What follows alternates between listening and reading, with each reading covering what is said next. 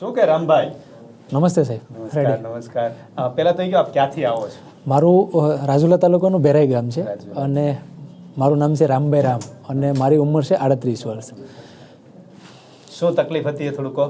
સાહેબ મને છે ને એપ્રોક્સિમેટલી આજથી 15 વર્ષ પહેલાં કમરનો દુખાવો શરૂ રહેતો હતો અને હું ખેતી અને મારા ફિલ્ડ એટલે સિવિલ એન્જિનિયરિંગ ફિલ્ડમાં સંકળાયેલો છું. એટલે બે જગ્યાએ લોડિંગનું કામ વધારે હોય છે, તો એમના કારણેથી મને કમર તો હતી જ તે, પણ લાસ્ટ થોડાક ટાઈમથી એક ખંભો અને ગોઠણ, કારણ કે એ મારું માનવું એવું છે કે રમતગમતમાં સંકળાયેલો હતો, એના કારણે ખંભો અને ગોઠણ એક સાઈડનો, રાઈટ સાઈડનો શોલ્ડર અને ક્ની, એ બેયનું પણ દુખાવો હતો રેડી. તો મેં થોડુંક ટ્રીટમેન્ટ બહારની સાઈડ પણ કરાવેલું હતું અને લાસ્ટમાં મને L4-5નું દબાણ, નસનું દબાણ વધતા મેં MRI પણ કરાવેલો હતો.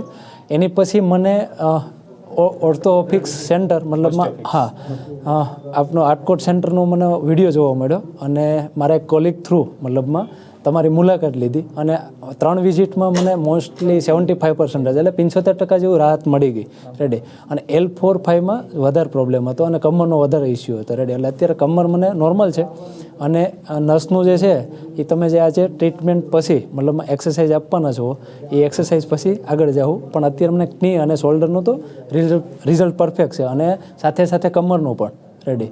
તો એટલો સુધારો મને 3 વિઝિટમાં થયો, આજે 4થી વિઝિટ છે અમારી સાહેબ. Thank you. તમને જે તકલીફ છે ને તકલીફ સમજીએ. ઓકે. MRI આપણે આ વર્ષે કરાવ્યો. એમાં જે L4 જે છે ને, L4 આપણે છે ને કમરની અંદર 3 મણકા આવે. ઓકે. સોરી 5 મણકા આવે. L1, L2, L3, L4, L5. એમાં જે L4 જે છે ને, આમાં સમજીએ આ કમરના મણકા છે. એ કમરના મણકામાં 1 2 3 4 5. યસ. એટલે આ જે 4 જે છે સેમ આ ચિત્ર પ્રમાણે જ તમારું જે આ ચોથું મણકું છે એ મણકું આગળની તરફ આવી ગયું છે. ઓકે. નોર્મલી કેવું હોય કે આવી રીતના લાઈનમાં હોય બધા મણકા. લાઈનમાં થતા દેખાય આ મણકું આગળ આવી ગયું. આગળ આવી ગયું એના કારણે અહીંયા એ જે જગ્યા આટલી હોવી જોઈએ એવી જગ્યા અહીંયા રહેતી નથી. બરાબર. એના કારણે ત્યાં દબાણ થાય, એ નસ ઉપર દબાણ આવે, એ નસ આખી પગમાં જતી રહે. પગમાં જતી હોય ને એટલે આખો પગ દુખે. હા, પગ દુખવા કરતા એક કરંટ પાસ આઉટ થતું હોય ને એવું લાગે રેડી.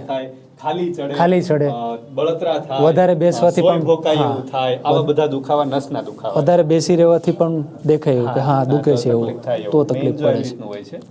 ઓકે. આ જે છે મણકા, સોરી આ રીતના હોય છે. એમાં આ ચોથા મણકાને આપણે સમજીએ તો આવી રીતના જગ્યા હોય અહીંયા બધી. જો આ નસ પાસ થાય ને એ રીતની જગ્યા હોય છે. તો આપણે અહીંથી આવી રીતનું આમ આ મણકું જે છે એ આગળ આવી ગયું. ઓકે. અહીંયા જે જગ્યા હોય ને આ નસ ઉપર દબાણ આવે. અહીંની તરફ અહીંયા જે જગ્યા હોય ને એ નસ ઉપર દબાણ આવે અને આ નસ આખી પગમાં જતી હોય તો એની ઉપર દુખાવો થાય. સીધા આમ હોય પણ આમ થઈ ગયું તમારું. ઓકે, ક્રોસ થઈ ગયું. ઓકે.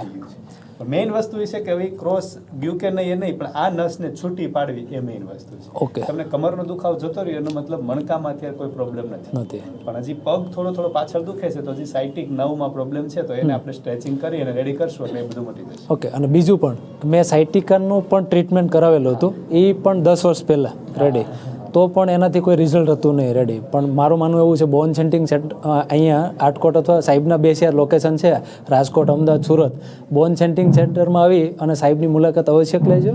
અને બીજું કે ઓપરેશન અને બાકીના જે કંઈ છે ટ્રીટમેન્ટ એની કરતાં બેસ્ટ કે બોન સેટિંગ કરાવી અને પહેલાં ટ્રીટમેન્ટ કરાવવાથી જે બેનિફિટ મળે એનો ફાયદો પહેલાં લેજો અને પછી જ ઓપરેશનનો વિચાર કરજો. મારું માનવું એવું છે, કારણ કે મેં ઓપરેશન નથી કરેવું અને હું આયુર્વેદિક અને યોગમાં વધારે માનતો હતો, તો એ પ્રમાણે હું બોન સેન્ટિંગ સેન્ટરનું મુલાકાત પહેલાં લીધી મેં અને એની પછી જ આગળ વિચારું એવું વિચારતો હતો.